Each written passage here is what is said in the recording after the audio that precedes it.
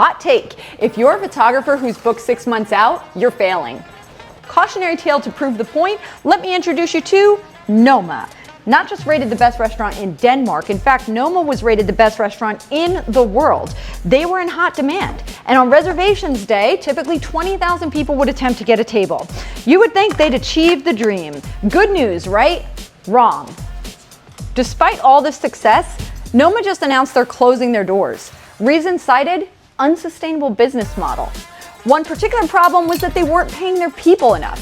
Does that sound familiar? Are you beginning to wonder if your pay is sustainable and if the stress of being overbooked is worth it? Here's proof from our industry. I reached out to a dozen successful photographers, all of them doing over $500,000 in annual revenue, and I asked them this question. If a high quality prospect called you today and said, "When's the soonest you can get me in?" What's your answer? I know the word on the street is that we all want to be booked out 6 months, if not a year, but whenever I see a photographer like that, I know that's someone who's underpriced.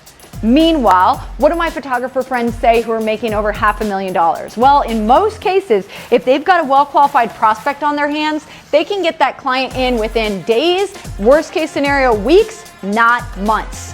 Now, I've been in business over a decade, and in all that time, I've never been fully booked more than 6 weeks out, and believe it or not, that is a formula for long-term success. Final message, don't mistake comfort for success. Don't go the way of world-class restaurant Noma when there's a better solution at hand. Keep raising your barrier to entry so you can welcome the most committed clients through your door.